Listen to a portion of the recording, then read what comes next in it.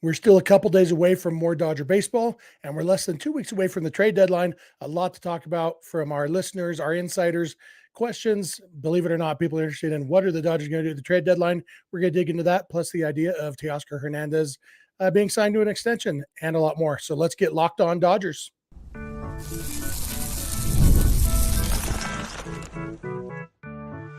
You are Locked On Dodgers, your daily Los Angeles Dodgers podcast. Part of the Locked On Podcast Network, your team every day.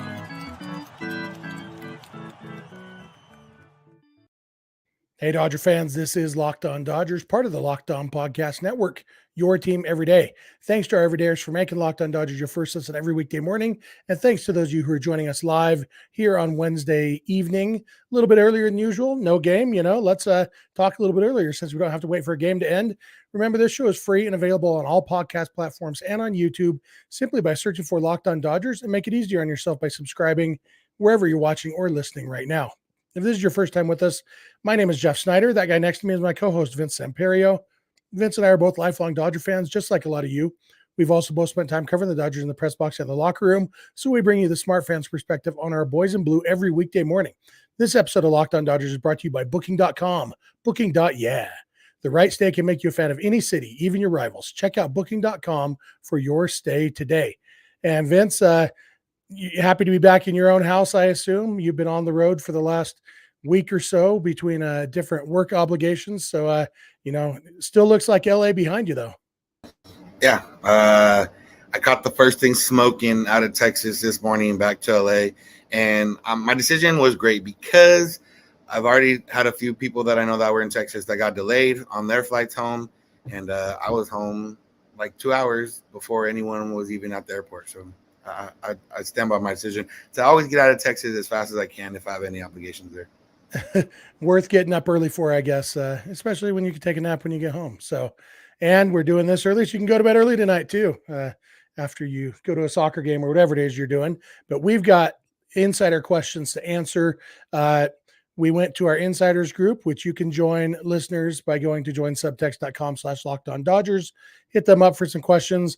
Shockingly, the main topic on everybody's minds is the trade deadline. We are 13 days away, less than 13 days really, because it's like early afternoon on July 30th. And so we are a little bit less than 13 days away from the trade deadline, and the Dodgers have holes. We've talked a lot about the trade deadline in the last couple of weeks. We'll talk more about it in the next couple of weeks. But that's kind of what we have going on. And so I like this one that we'll start with. This one comes from Scott. He's a longtime Dodger fan, originally from LA, now lives in Texas, the place that Vince just fled from. I'm not sure what part of Texas. Scott will have to let us know. But he asked, with the possible bullpen arms coming back from injury, how much should relief pitching be a priority at the deadline? And if it is a focus, should it be on a high-end arm for ninth inning, which allows Evan Phillips to move into that fireman role? Yeah. I've been one where bullpen's last on my list of things the Dodgers need. I know that a lot of people are concerned about bullpen, and, naturally so. The bullpen is a big part of October runs. But for me, it's with the arms they're getting back. And this isn't like, Joe Kelly's literally coming back right now when the Dodgers get back.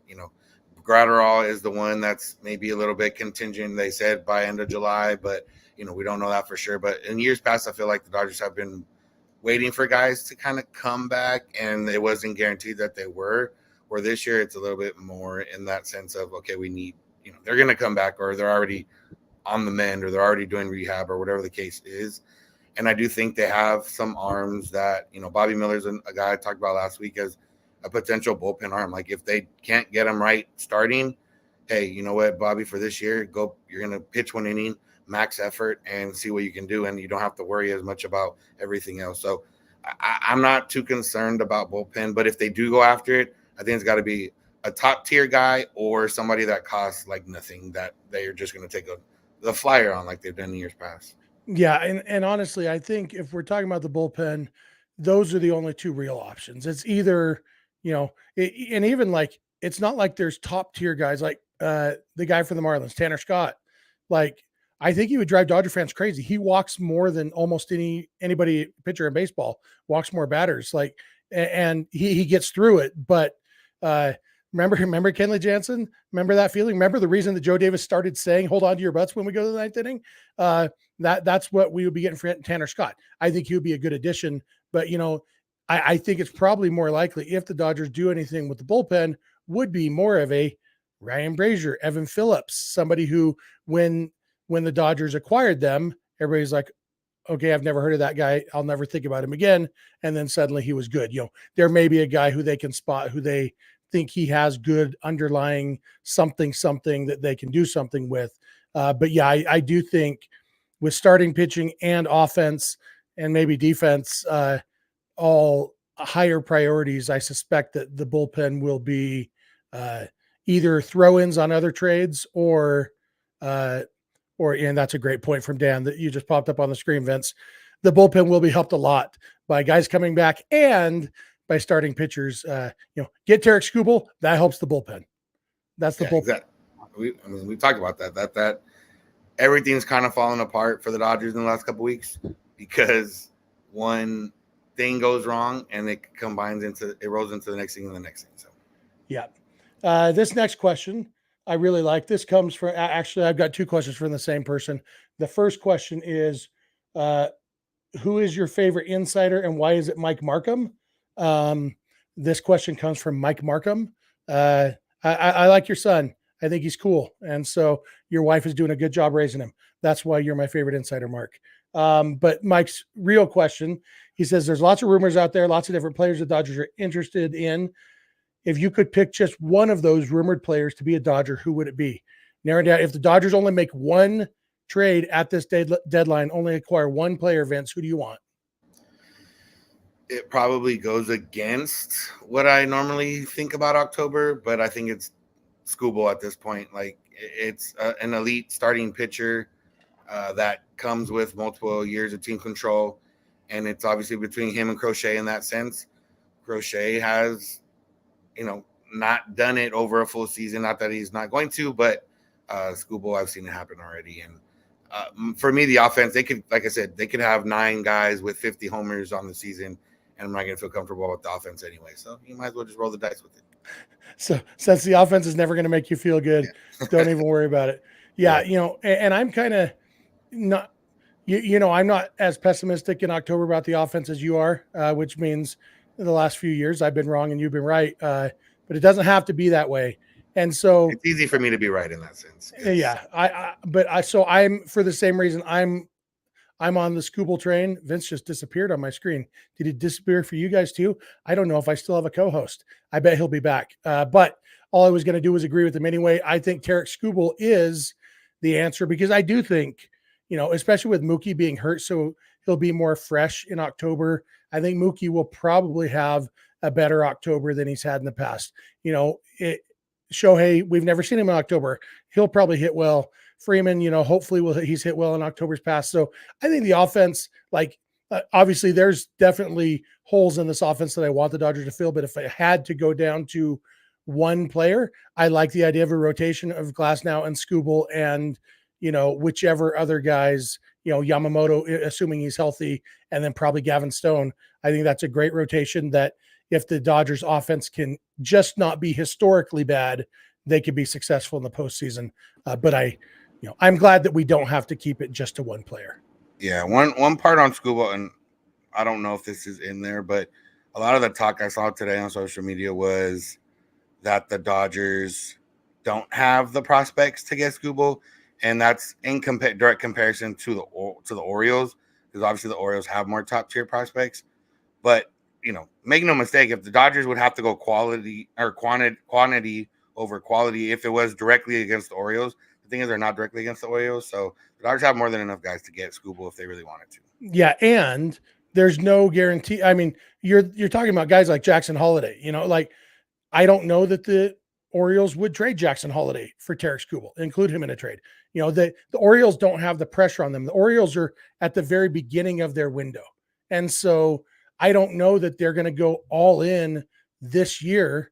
And so, yeah, while they could outbid the Dodgers, doesn't mean they will, because, when you've got this young core that's all 24 and younger, you're not under the same pressures that the Dodgers with their contracts for guys in their 30s are, things like that. So, yeah, I think if Skubal gets traded, the Dodgers have as good a chance as anybody is getting them.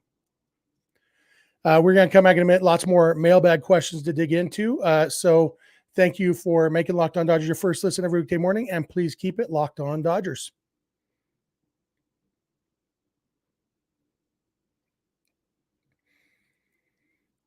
This episode is brought to you by eBay Motors. Passion, drive, and patience. The formula for winning championships is also what keeps your ride or die alive.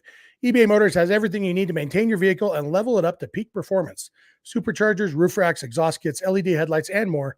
Whether you're into speed, power, or style, eBay Motors has you covered. With over 122 million parts for your number one ride or die, you'll always find exactly what you're looking for. And with eBay Guaranteed Fit, your part is guaranteed to fit your ride every time or your money back. Because with eBay Motors, you're burning rubber, not cash. With all the parts you need at the prices you want, it's easy to make your car the MVP and bring home huge wins. Keep your ride or die alive at ebaymotors.com. Eligible items only. Exclusions apply. eBay Guaranteed Fit only available to U.S. customers. This episode is also brought to you by Game Time. Buying tickets can be frustrating, whether it's a Dodger game, some other sporting event, a concert, a comedy show, whatever. It can be a major pain to not know how good the seats are, whether you're getting the best price, all of that headache. But Game Time takes that headache away. With their seat views, you can get a panoramic view from your seat in the app before you buy. And with the Game Time guarantee, you're guaranteed the best price on your tickets. That's right. If you find seats in the same section and row for less, Game Time will credit you 110% of the difference. You can also use Game Time's last minute deals to save up to 60% off buying last minute for sports, concerts, comedy, theater, etc. Just like I did a couple weeks ago when I went and saw George Strait, bought last minute and got a great deal on great tickets. I've used Game Time a lot for Dodger games, seeing Nate Bargatze, like I said, George Strait. And I don't always trust everything I hear, so I put the Game Time guarantee to the test.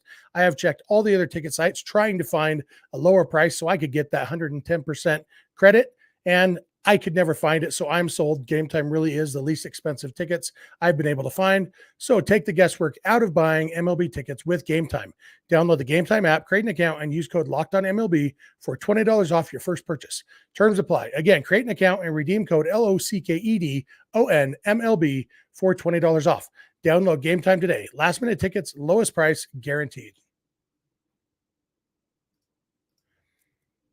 Hey, we are back. I want to thank you for making Locked On Dodgers your first listen every weekday morning. Remember, this show, you can subscribe wherever you're watching this right now. Make it easier to become an everydayer. An everydayer is just someone who watches or listens every weekday morning. You can also go beyond the podcast to become a Locked On Dodgers insider by going to joinsubtext.com/LockedOnDodgers. Text directly with us. Get our thoughts before the podcast. It's just a few bucks a month with a free 14-day trial. Also, check out Locked On Sports Today and Locked On Sports Los Angeles, the two 24/7 streaming channels on YouTube from the Locked On Podcast Network. Locked On Sports LA is where you can find the Locked On Dodgers postcast hosted by Pete Fox after most Dodger games. And remember, you can catch every pitch of every Dodger game on SiriusXM or the SXM app by searching for Dodgers. Jumping back into our mailbag, Vince, let's see. This one, it'll be short, but it's a fun one. This one comes from Troy from Clinton, Utah, just up the road from me. He says, just for kicks, what would it take to trade for Elly De La Cruz? Yeah, just for kicks, it would take a lot in the sense of, again, Dodgers have prospects that are further away from the bigs than maybe the Reds would want if that was the case. But I guess if the Reds were going that, maybe they're going full rebuild, so then maybe they do want the young kids. So I think it would take a lot of those 5 to 15 area prospects, like 4 of them, and then maybe a couple flyer prospects that are like in the back half of the Dodgers' top prospects. Yeah. Elly De La Cruz will probably be a Dodger someday, but it will probably be through free agency and not through a trade, at least not until he's much, much, much closer to free agency. Let's see. All right. This one comes from Esteban from Whittier. He says, what are your overall thoughts about Garrett Crochet? Should the Dodgers be all in to get him? And if he doesn't happen, what would be plan B? I guess I think for both of us, Garrett Gershey would be plan B, at least after Tarek Skubal. So what's after Skubal and Crochet? Yeah, after those two, I don't think there's any other top tier arm that's at least been rumored or from a team that is completely out of any pennant race right now. The Marlins had a bunch of arms, and for their, and unfortunately, some of them are hurt.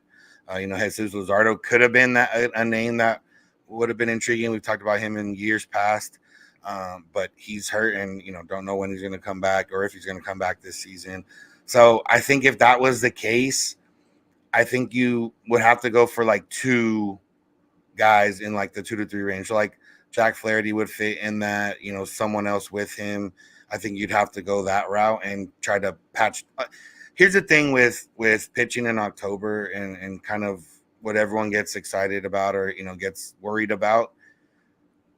The Dodgers have lost to teams with worse starting pitching than, they had or that have been, the Nationals had 2 horses and nobody. Like last year, I suspect the D-backs weren't super confident last year going in with Merrill Kelly and Brandon Pfaadt as their number 2 and 3 starters. So you just obviously having these an elite starting pitcher is going to increase your chances, odds, and that there's a reason the Dodgers are always near the top of the odds is because they have elite talent in different positions. But as we've seen, that doesn't always matter. So I think plan C, if it's not Skubal or Crochet, is go get 2 Jack Flaherty types and see what happens. Yeah, Zach Eflin's another name that I've seen mentioned from the Rays who would fit in there. They're not nearly as exciting. It's kind of important to remember that the team that this Dodgers team of the last decade plus has been compared most to is the Braves of the 90s. All that talent in the playoffs every year, only one World Series title. And you think about the Braves of the 90s, the thing they are most known for is they had 3 Hall of Fame starting pitchers and in the rotation together for years. And they won 1 World Series. And that, doesn't mean that getting good pitching is the wrong approach. It's just, if anything, the playoffs are even more of a crapshoot now because there's more teams in the playoffs and even great pitchers have a bad day once in a while. And all it takes is one bad day sometimes in the postseason. The problem, if they can't get one of the elite starting pitchers, is you're kind of hoping for a guy to have a Jordan Montgomery experience like last year. Jordan Montgomery wasn't an elite starting pitcher. He's still not, he never will be, but he was very good in the postseason last year. He was what the Rangers needed. And I don't know if there's a way to accurately predict who that kind of person is going to be, because there's not really anything about Jordan Montgomery that screamed, oh, this guy's going to step it up when he needs to. And I don't think it's just about the intangibles, the will to win or anything. I think it's that Jordan Montgomery got hot at the right time last year, made himself some money and got a World Series ring. But I don't know if there's anybody in baseball. I think if there's anybody in baseball smart enough to figure out who those guys were, we would have had a back-to-back World Series champion sometime in the last 20 years, Yeah, one name I did think of just because I realized today. So Tyler Anderson's been on the All-Star team twice and hasn't pitched in the game either time. He's in it, like he has an extra year after this, which is not the big deal for the Dodgers. But, talking about training with the Angels is always interesting. But like Rengifo and Tyler Anderson would fill roles.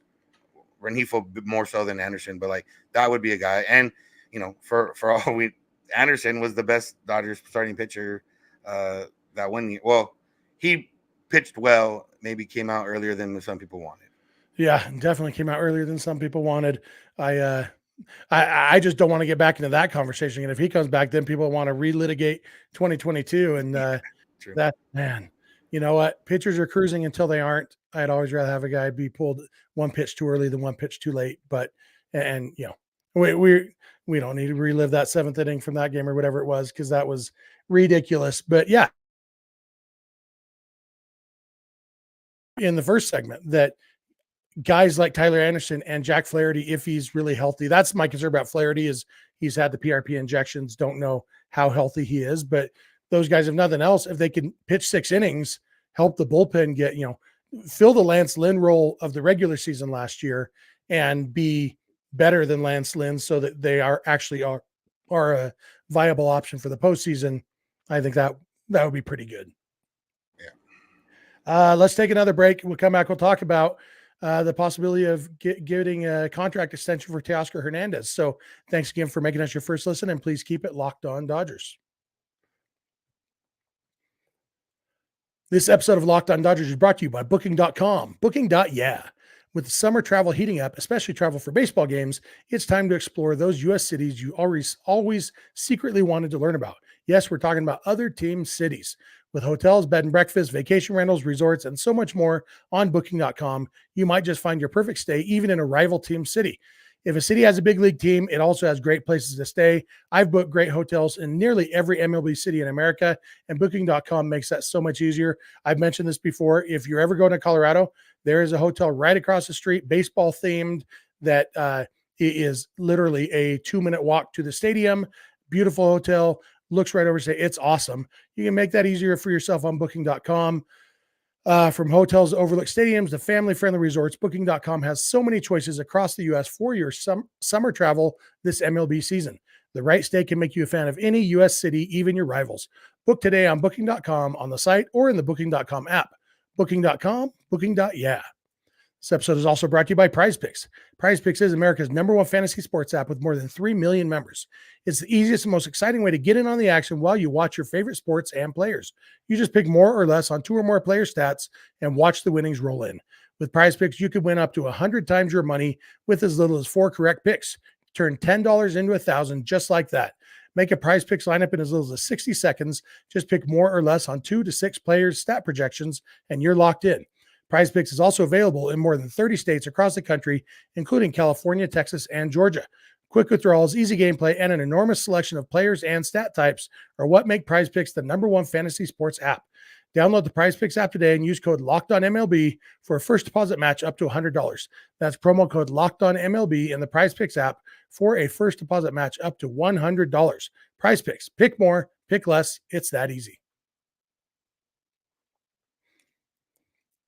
Thank you again for making us your first listen every weekday morning. Thanks for being live with us this Wednesday early evening, I guess it is. And we really appreciate all of you. If you're not an everydayer, it's easy to become one. Just watch or listen every weekday morning. You can also become a Locked On Dodgers insider by going to joinsubtext.com/LockedOnDodgers. All our questions for this episode have come from our insiders. It's just a few bucks a month with a free 14-day trial. Also, check out Locked On Sports Today and Locked On Sports Los Angeles over on YouTube, and catch every pitch of every Dodger game on SiriusXM or the SXM app. Let's go to this question. Here it is. This one comes from Jose Lopez from the Central Coast of California, now living in the Inland Empire. He says, sorry if you've already talked about this on the show, but what is the likelihood that the Dodgers extend Teoscar Hernández's contract at the end of the year, and what would it look like if they did? Yeah, we've talked Teo and the fact that we want him to get extended. The Dodgers aren't, I can't remember any like mid-season extensions that were not guys that were just like kind of giving the Dodgers a discount. So if that was the case, I think for sure it's possible. But I think Teo, as much as he loves being a Dodger and has, said that he wants to play here and be in a spot where it's competitive, he is starting to create a profile for himself that, could get him paid. But it's a matter, the Dodgers should do it because the Dodgers should do it now because it locks in another position for 2-3 years, however much they extend him for. And, maybe gives you a little bit of incentive to part with an outfield prospect potentially that you were thinking could be a guy in the next couple of years. Yeah. And along those lines, I'm going to share something here that I haven't said on this podcast specifically. I've kind of shared it privately in a couple places to see if anybody wanted to punch me in the face for it. And I'm sure somebody will. Teoscar Hernández, if they extend him, then Andy Pages should be traded at this trade deadline. Looking at their defense, both of those guys are good right fielders and not good anywhere else in the outfield. I was looking at the defensive run saved numbers today. I noticed that the Dodgers have dropped from second down to eighth in the baseball over the past 6 weeks or so. And a lot of that is their outfield numbers. Andy Paez has 4 defensive runs saved in right field and -8 in center field. Teoscar has 2 DRS in right field and -7 in left field. Both guys need to be playing right field and nowhere else. And according to the current Major League Baseball rules, you can only have one guy playing right field at a time. And so, which could play into the Dodgers' hands. If the Tigers are looking for offense, an established big league outfielder with 5 years of team control after this year in Andy Paez could be a good bargaining chip, somebody they might be interested in. That would mean that they need to figure something else out coming back. You can't do that if Tarek Skubal really is the only move you're making. But, it also means that the idea of Mookie Betts going back to right field probably doesn't work out. But Mookie Betts could probably play center field if they needed somebody in the outfield. If they got a shortstop or a second base or whatever, put Mookie in center. There's a lot of things they could do, but if the Dodgers were to extend Teoscar Hernández, which I hope they do, I think he might be willing to do some sort of hometown discount, a team-friendly deal. Then I don't see how Andy Paez fits on this team in the next few years. Yeah, and Teo's already taken like deferrals if they wanted to go that way to save a little bit against the CBT. It wouldn't be much, but he might be interested in a deal like that. I guess the only thing I was gonna say is that technically the Dodgers can only list one as a right fielder. I guess technically they could both stand out there in right field. Yeah, there's rules about the infield, but I don't think there's you have to have 2 guys on each side of second base in the infield. But yeah, they could both play right field, and that worked out for them in that game on Saturday against the Tigers, not having a left fielder because Gio Urshela just hit it over where the left fielder would have been anyway. So yeah, it's nobody's swearing at me in the chat yet, so maybe it's not as unpopular idea as I thought. But yeah, I think at this point, any upgrade to the team, everyone's open to kind of anything. Yeah, get Randy Rosarena to play left, Teoscar in right, and whoever in center, even if it's Outman. If they've addressed other needs, you can survive with Outman in center. Obviously, I think we would love to have a lineup with no holes, no flaws, just a perfect lineup and a perfect rotation. That team doesn't exist, but the Dodgers should be. I think their goal at this trade deadline will be to get as close to that platonic ideal as possible. Yeah. I think we're done with that sort of questions. But we've got one question, just kind of looking ahead. We've got a couple more days now before the season kicks back off for the second half. This one's also from Scott in Texas. He just asked thoughts on the schedule coming back from the break and expectations. And looking at the schedule, the Dodgers have a 3-game series at home with the Red Sox, and then kick off straight into a 4-game home series against the Giants, then on the road to Houston for 3 games, and then to San Diego for 2 games. So no days off in the first, 10 days back, and then 2 days off in the next 4 days after that. Anything jump out at you about that schedule? I think you got to imagine most schedules are going to be like this for any team, is that you're playing a lot of teams that are potentially fighting for a playoff spot. So, the Red Sox are fighting or currently in the playoff spot, I think, or right there if they're not in it. Giants are fighting for a playoff spot.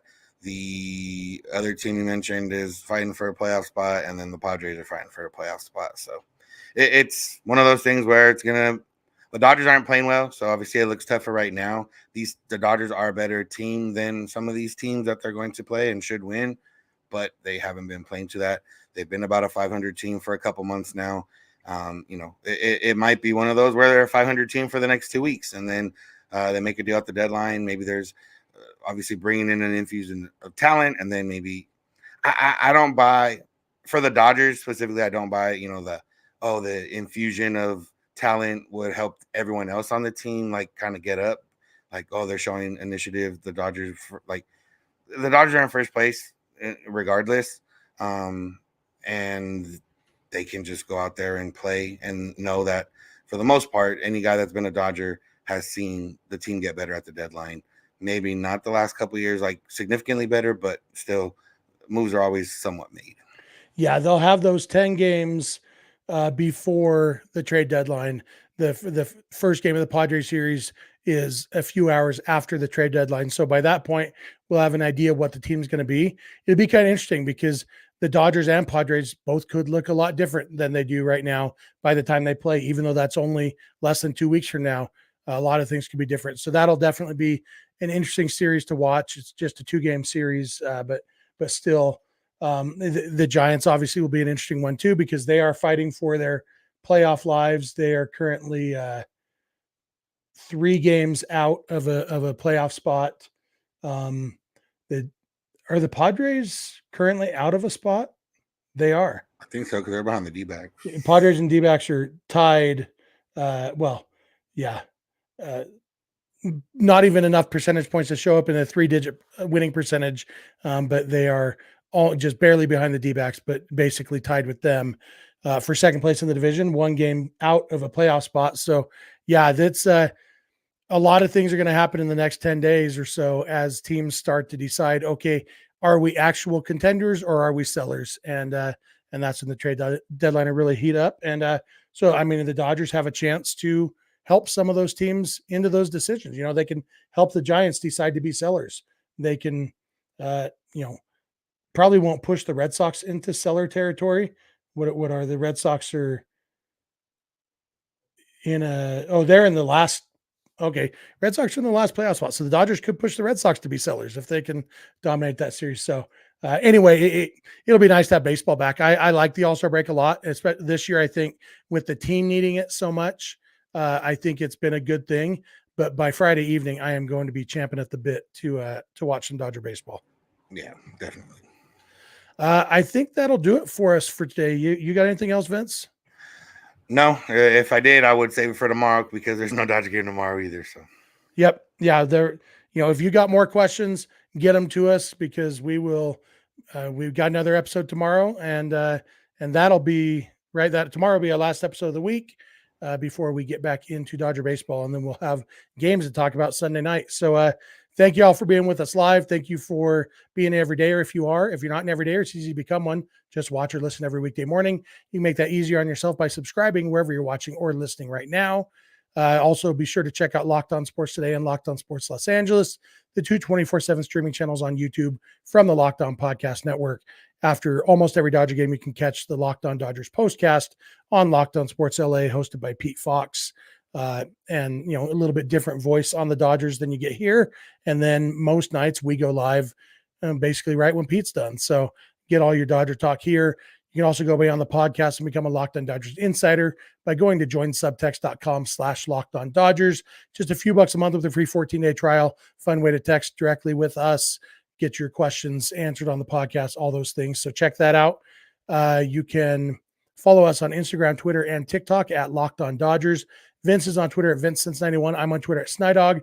Our DMs are open. And as I mentioned the other day, I figured out the settings so that my DMs are actually open. So I finally got a DM from somebody today that wouldn't have been able to DM me last week, even though I had said, hey, let anybody DM me. Twitter likes to change things, but now they're open. You can also email us, lockedondodgers@gmail.com, or send us a voicemail or a text message to 323-863-LOCK 5625. We are here every weekday morning, and we hope you'll be here with us. When you get in your car or sit on your couch, tell your smart device to play podcast Locked On Dodgers. And remember, you don't have to agree. You just have to listen. We'll talk to you tomorrow. Have a good one.